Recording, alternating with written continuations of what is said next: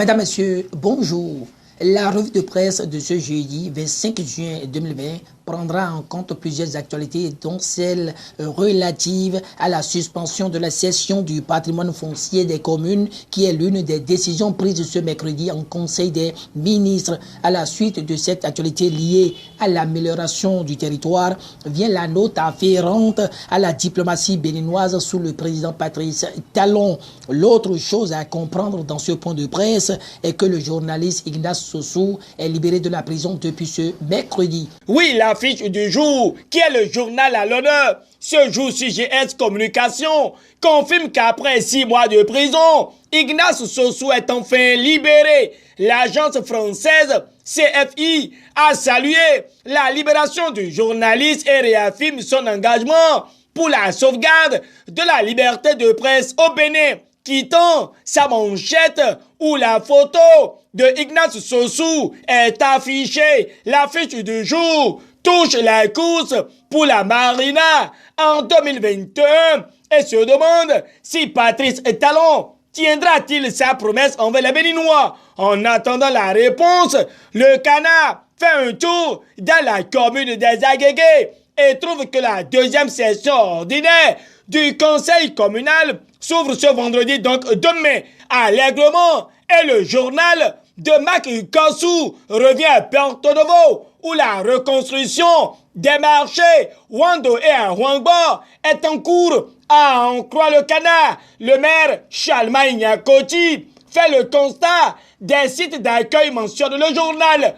Et comme on parle des marchés, l'événement du jour relaie qu'il y a incendie hier au marché Miseba à Cotonou, sensible aux dégâts et préjudices subis. Le confrère signale qu'une délégation du ministre des Affaires sociales s'est dépêchée sur les lieux afin d'exprimer la solidarité de la nation aux sinistrés. Le Béninois libéré certifie que c'est à l'actif de Tony Fodé pour effectuer ensuite le constat. Pendant ce temps, l'Éco-Info et la tribune de la capitale reviennent encore sur la libération du journaliste Ignace Sossou de la prison ce mercredi, condamné à 12 mois de prison. Dans son procès en appel, l'Éco-Info rapporte qu'à sa sortie, Ignace Sossou a laissé entendre ceci: c'est la prison, ce n'est pas un palace. Donc, je me suis adapté. Sans discourir, la tribune de la capitale donne lecture du communiqué de presse de CFI qui salue cette libération. Le même journal parle de la réorganisation du système de santé en République du Bénin et clarifie que le projet de loi sera transmis au Parlement. La tribune de la capitale s'en va, mais donne lecture du compte rendu du Conseil des ministres qui s'est prononcé sur la question.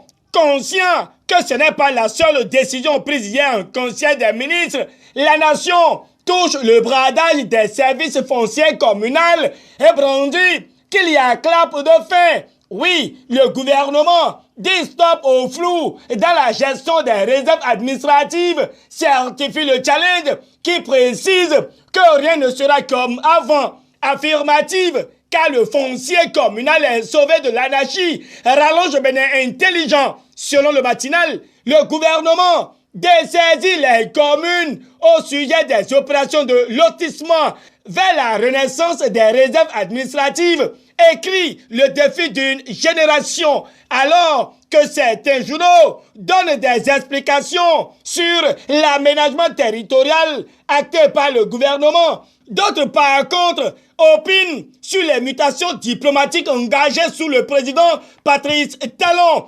L'Éco-Info en fait partie et mentionne que l'ambassade du Bénin en Allemagne est en passe d'être fermée à partir de la date du 31 juillet 2020.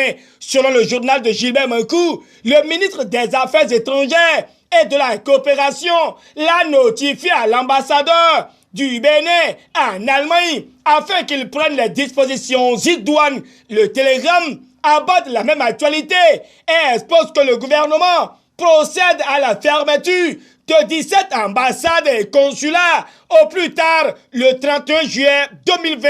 Ce réaménagement de la carte diplomatique associée à la pandémie du coronavirus n'est pas resté sans réaction, puisque le journal de Tien Resu dévoile que le gouvernement abandonne les compatriotes à l'extérieur. En guise de preuve, le télégramme s'appuie sur les étudiants en Inde. En tout cas, retenons qu'au 1er août 2020, il ne restera que 10 ambassades et consulats généraux du Bénin dans le monde.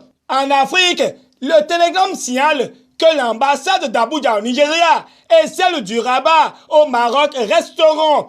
Sur le continent américain, seuls les USA et le Brésil abriteront les représentations diplomatiques du Bénin. La Chine, l'Arabie Saoudite et les Émirats arabes garderont leurs ambassades, précise le télégramme, avant d'ajouter qu'en Europe, le Bénin sera représenté diplomatiquement à Paris, au Saint-Siège à Rome en Italie et à Moscou. L'autre information relayée par la presse béninoise ce jeudi, c'est aussi le recrutement d'enseignants au Bénin. Ici, le Béninois libéré étale que l'Agence nationale pour les prestations aux établissements scolaires publics, ANAPES, dévoile la liste des cabinets et structures préqualifiées du recrutement. Le journal de Boubacar Takou va sur le recensement des entreprises éligibles pour les mesures de la COVID-19 et présente la liste des documents à fournir.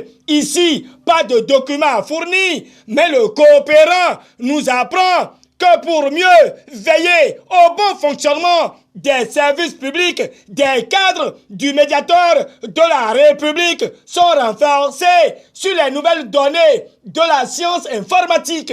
Fraternité ne perd pas de vue les actualités brûlantes du jour, mais signale dans ses colonnes qu'en cette période de grande saison de pluie, il y a déjà 311 mm d'eau en une semaine à Abomey-Calavi. Pendant ce temps, le déchaîné du jeudi voit Cotonou sous l'eau. Allô, à trop haut. Une écriture qui donne à rire. Voilà, c'est sur cette note humoristique mais pleine de sens que se referme cette revue de presse que vous avez suivie avec plaisir. Merci de nous rester fidèles. Au revoir et à demain.